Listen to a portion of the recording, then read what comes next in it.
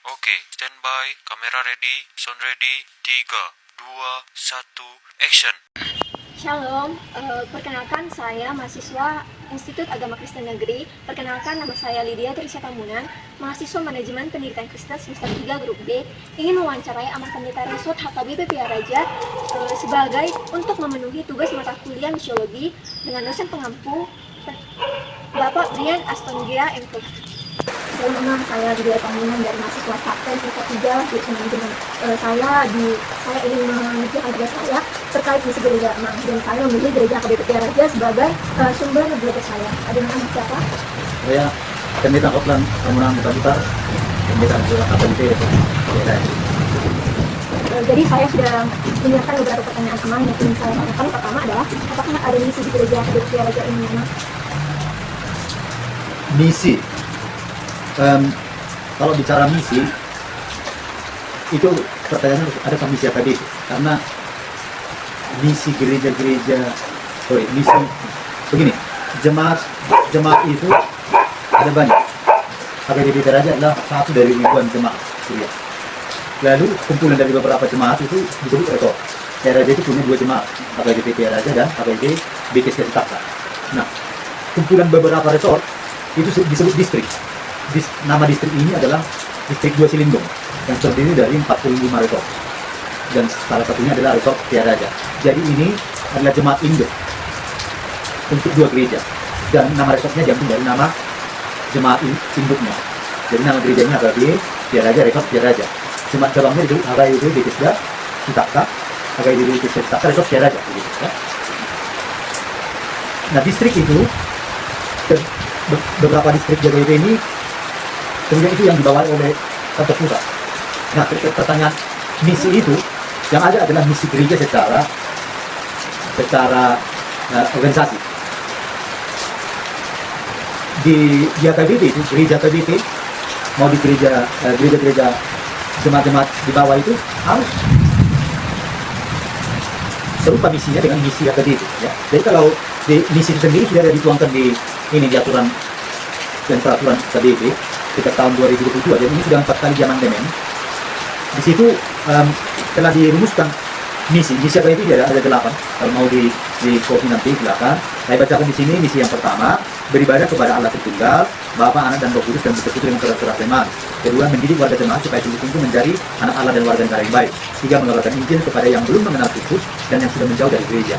4, mendoakan dan menyampaikan pesan pengajian kepada masyarakat dan negara. 5, menggarami dan menerangi budaya Batak, Indonesia, dan global dengan Injil. 6, memulihkan harkat dan martabat orang kecil dan tersisih melalui pendidikan, kesehatan, dan pemberdayaan ekonomi masyarakat.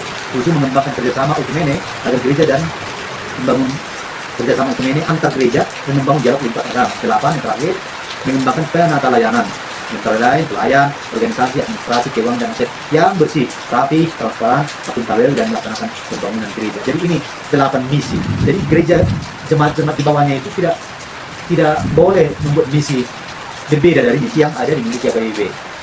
Nah, program untuk melaksanakan misi ini ya tentu bisa berbeda terhadap satu dengan gereja yang lain, gereja di kota, gereja daerah transisi, daerah pedesaan, gitu ya. Nah, itu soal misinya. Jadi terkait program-program gereja HKBP Pia Raja ini sama dengan gereja lain, bagaimana HKBP Pia Raja ini mengembangkan program-program tersebut? Nah, ada 3 level yang melaksanakan misi ini. Level pusat, distrik, dan sebenarnya 4. Level pusat, distrik, resort, dan kuliah. Tapi sejak sistem yang baru, ada sistem sentralisasi keuangan, ya hampir resort itu hampir tidak ada kegiatan programnya, dipusatkan di jemaat. Ya. Nah, jemaat sebelum merumus segala programnya itu biasanya dibicarakan dan ditetapkan di rapat jemaat. Rapat jemaat itu biasanya berlangsung seperti inilah di bulan-bulan Desember. Nanti HKBP Pia Raja contoh akan menetapkan programnya, berikut anggarannya sebagai bukti nyata dari menjalankan misinya itu. Nanti akan rapat jemaat bulan Desember untuk menetapkan program dan anggaran tahun 2026. Nah, sebelum ini ditetapkan, di atasnya ada itu program distrik, dan di atasnya ada program pusat. Nanti jemaat itu menyesuaikan ke program distriknya dan program pusat, baik soal waktu dan bentuk program supaya dia akan terberatan. Ya. Jadi pusat itu sendiri akan memberikan semacam tahun ini fokusnya apa gitu. Seperti tahun ini disebut tahun transformasi. Jadi KBP itu selalu menamai setiap tahun pelayanannya dengan nama-nama tertentu. Ada tahun transformasi, ada tahun tenaga layanan, ada tahun bagaimana inklusif tahun baru. Walaupun dalam pelaksanaannya nggak melulu itu aja, tapi ya agak fokus ke situ maksudnya kira-kira ya. Nah, nanti tahun 2026 kita nunggu dulu nanti program pusat seperti apa, mau tahun apa, tahun 2026 ya. Maka nanti itu kan kegiatannya pun akan menyesuaikan ke tahun itu, baik distrik dan jemaat itu sendiri. Kira-kira begitu. Seperti tahun ini kan memang Anak bilang sebagai tahun transformasi. Nah, bagaimana tahun transformasi ini menciptakan atau memfokuskan program-program untuk tahun transformasi tersebut? Ya, tahun transformasi ini lebih kepada koreksi internal sebenarnya, baik tingkat anggota jemaat, terutama para pelayan itu penatua, siswa, dan para pelayan penuh waktu, pendeta, direktur, gereja, diakones, evangelis, ya, lebih kepada koreksi internal sebagai hasil kumul dari bahwa ada sesuatu yang harus dibenahi secara internal. Maka setiap orang diminta untuk melakukan transformasi, perubahan mentalitas, perubahan spiritualitas, perubahan manajemen, perubahan semualah perubahan, tapi lebih kepada internal. Nah, bagaimana caranya ini? Nah, pusat membuat kegiatan-kegiatan pemberdayaan, empowerment, kemudian peningkatan human resources dan semuanya berkolaborasi dengan distrik, dari juga pembinaan ke siswa, ke pendeta, ke pelayan tahbisan, ke jemaat juga. Bagaimana sebenarnya pelayan hidup sebagai seorang pelayan, bagaimana anggota jemaat hidup sebagai seorang anggota jemaat. Jadi membuat pemberdayaan. Ya. Jadi pada tahun ini objek misi tersebut berfokus pada apa seperti misalnya memang kepada anak-anak, lansia, jemaat dan juga pemuda. Ya, jadi di awal tadi saya katakan KIP setiap tahun menamai tahun-tahun pelayanan dengan nama-nama tertentu. Itu tidak mengindikasikan bahwa HKBP hanya melakukan satu itu aja di tahun, enggak.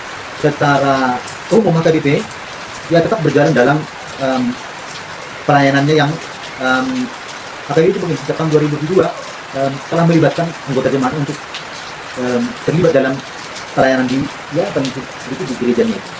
Nah, supaya ini berlangsung tertib, maka HKBP kemudian membagi pelayanannya itu dalam tiga arah pelayanan, Kak, dalam bidang pneumonia, persekutuan, kemudian bidang marturia, kesaksian, bidang diakonia ya. Nah, ini tetap jalan setiap tahun. Tapi seperti saya katakan tadi, tahun ini intensitasnya lebih banyak ke tahun transformasi. Nah, tahun lalu tahun ekumenik inklusif, intensitasnya baik kegiatan-kegiatan kerjasama dengan gereja-gereja lain dan juga agak lintas agama, kegiatan semacam itu ya. Jadi memang proses agresi transformasi itu siapa saja yang terlibat mengharapkan seperti misalnya memang pendeta atau siswa-siswa yang terlibat dalam misi tersebut. Iya, ya, yang pasti semua adalah jemaat, jemaat. Itu jemaat. Itu kepala departemen semuanya para waktu itu jemaat. Ya, dasarnya adalah jemaat yang menjadi objeknya. Nah, dan apa tadi? Dalam menyukseskan misi tersebut, memang keberhasilan misi tersebut, siapa saja yang terlibat dalam subjek berarti ya. Oke. Nah, ada banyak stakeholder yang terlibat dalam melaksanakan pelayanan dan penanganan jaga itu, mulai dari tingkat pusat, distrik dan di resort serta jemaat. Di tingkat pusat misalnya ada 5 pimpinan, Ekorus, sekretaris jenderal, dan 3 kepala departemen diakonia, marturia dan diakonia. Di bawah ketiga departemen ini ada biro-biro yang bertanggung jawab dalam melaksanakan program-program itu, dan mereka pusat sendiri kebetulan di dekat, mereka kemudian akan memprogramkan sebuah program dan mengajak anggota jemaat untuk terlibat dalam kepanitiaan sebuah program A, B, C dan seterusnya. Nah, di distrik juga begitu, di jemaat juga begitu. Jadi ya pada prinsipnya HKBP itu biasanya selalu melibatkan banyak orang, terutama jemaat, untuk sebuah program yang telah ditetapkan sebelumnya untuk mendukung misi-misi tadi. Terkait misi, karena memang saya tanya bagaimana dengan pembangunan gereja seperti itu, apakah ada misi itu? ada misi khusus Amang untuk pembangunan gereja? Ya ada, itu poin ke-8 tadi, mengembangkan penata layanan, yaitu pelayanan organisasi administrasi keuangan yang bersih, rapi, transparan, akuntabel, dan melaksanakan pembangunan gereja. Jadi secara eksplisit, pembangunan gereja ini baik fisik, karena pembangunan gereja itu kan bisa bicara pembangunan jemaatnya. Kalau pembangunan gereja dalam arti fisik maksudnya, Iya. itu karena sudah disebutkan dalam misi itu kan ya, tentu kalau dalam sebuah pelayanan itu harus didukung juga sarana prasarana. Apakah kita membentuk segala macam bentuknya pertama bangunan. Nah di sini soal pembangunan ini tergantung kebutuhan sih. Nggak setiap tahun ada pembangunan. Kalau bangunannya sudah atau masih bisa dipakai, tidak mau membangun lagi. Harus itu pembangunan jemaatnya, bukan pembangunan gereja secara fisik. Ada, tapi lebih kepada tergantung kebutuhan. Apakah yang bersifat renovasi atau pembangunan baru, itu tergantung kebutuhan gereja lokal. Lalu Amang, apa tujuan utama dari ke-8 misi tersebut?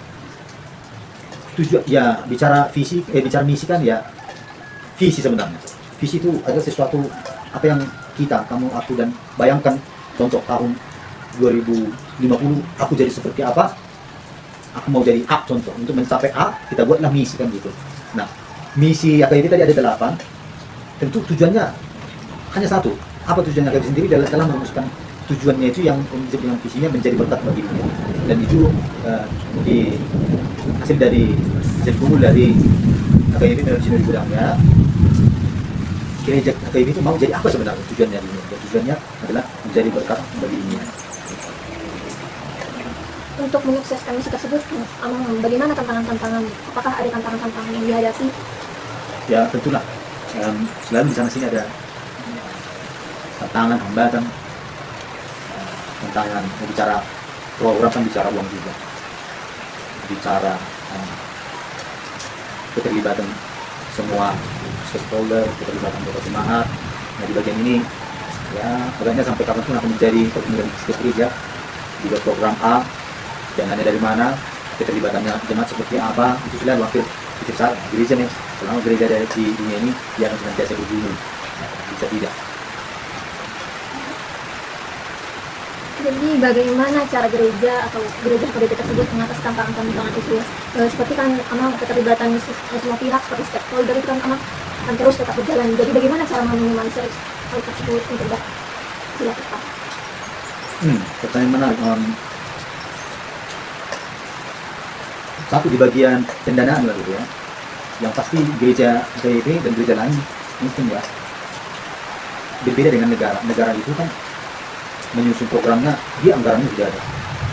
Lalu pemerintah provinsi, kota, kabupaten tinggal membuat program untuk menyerap anggaran itu. Kalau gereja memilih, terutama AKBP lah gitu, buat program itu, buat sebuah program tapi seolah-olah ada dananya itu belum ada. Jadi buat program habis sampai jadi itu, nanti dananya akan dicari untuk melaksanakannya. Nah disitulah tingkat problemnya ya, tingkat pergumulan gerejanya. Harus membuat kegiatan, dananya dari mana? Ya gereja harus berjuang lah, selain dari persembahan jemaat itu, kemudian dari donatur-donatur, baik dari dalam negeri dan juga luar negeri, karena AKBP kan punya mitra juga di dalam negeri. Misalnya juga ada buat program pemberdayaan masyarakat, bagaimana mengembangkan pertanian, peternakan, dan macam-macam. Nah, kita kemudian membangun komunikasi dengan mitra-mitra di luar negeri dan di dalam negeri untuk pendanaannya itu. Umumnya sih mereka mau bantu kalau program seperti itu ya. Seperti di Distrik Joslington ini punya mitra di Jerman, yaitu gereja Holzhut. Distrik ini bermitra dalam pemberian beasiswa ke anak-anak jemaat satu. Nah kemudian soal keterlibatan jemaat partisipasi ya. Nah ini di sini yang di tingkat lokal sebenarnya lebih banyak pergumulan soal partisipasi anggota jemaat ya. Gimana ya? Belum maksimal lah itu juga. Keluhan yang banyak saya dengar jemaat itu di jemaat lokal adalah minimnya partisipasi kompak. Itu masih di daerah ini ya, di sini ya, saya nggak bisa menggeneralisasi juga di daerah lain, tapi di distrik ini umumnya begitu. Partisipasi mengikuti kegiatan program yang dibuat oleh gereja lokal juga di sini untuk mengikuti kegiatan yang menunjukkan bahwa dia seorang Kristen seperti mengajar seperti minggu itu sudah agak sebulan besar ya. Mungkin bisa dikali juga begitu kan. Nah, keterlibatan pembahasan. Bukannya kita nggak melakukan upaya pendekatan ya, tapi ya apa ini terkait SDM atau apa harus diteliti lagi.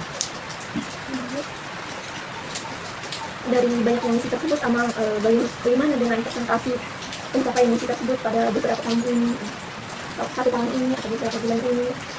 Setiap gereja tentu berbeda ya. Aku bicara AKBP biar aja bisa bicara berjalan. Ya umumnya pencapaian itu bisa dibilang di atas 90% pencapaian. Artinya apa yang program di rapat jemaat itu umumnya jalan. Jadi bagaimana dengan rencana gereja ke depan untuk lebih mengoptimalkan misi tersebut? Biasanya kita selalu ada evaluasi baik di tingkat jemaat lokal, di distrik dan di pusat itu selalu ada evaluasi. Di jemaat lokal itu kita sekali seminggu bertemu dengan para pelayan, yaitu disebut sermon parhalario. Dan selain membahas firman Tuhan, kita juga bicara evaluasi di situ. Apa program yang sudah jalan, lalu di mana kelemahannya, kemudian apa program yang mau dilaksanakan, bagaimana pelaksanaan itu semuanya kita evaluasi.